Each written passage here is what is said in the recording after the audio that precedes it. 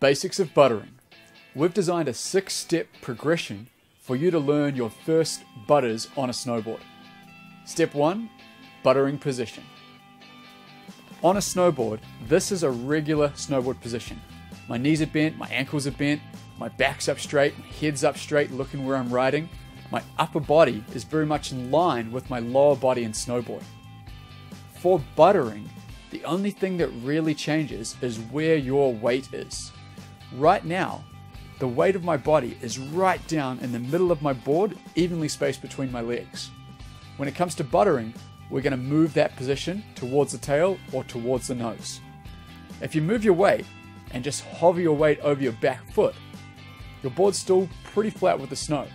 But if you move it even further to a position where you're imagining a dot in the tail of your board, move your hips all the way to there, and what you're going to find is the nose of your board rises off the snow. I'm not lifting my front leg right now. That is happening just because of where I am positioning my weight. The rest of my body is very much the exact same. My knees bent, ankles bent, my back's up straight, my head's up straight, my upper body is in line with my lower body. This position is the key for all of your buttering tricks, and it's the very first step in learning to butter. Take that position now and move it all the way to your nose, picking an imaginary point right in the middle of your nose of your snowboard and projecting all your weight into that point. And you'll see the tail of my snowboard is rising off the ground. It's only rising 10 centimeters, 4 inches off the ground. That's all you need to do. A small controlled press is what looks stylish.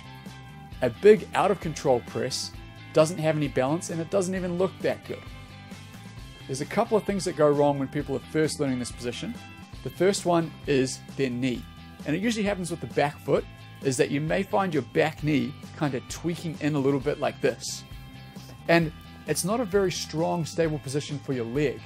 It's much better if you can keep that knee bending over top of your back foot. That's going to be a more stable inline position, and it's going to help you to butter better.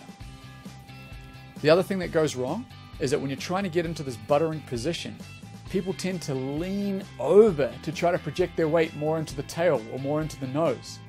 And what you want to do instead is really focus on moving your hips to project your weight into that imaginary point of the board. That's what's going to make that press happen. It's not how much you lean.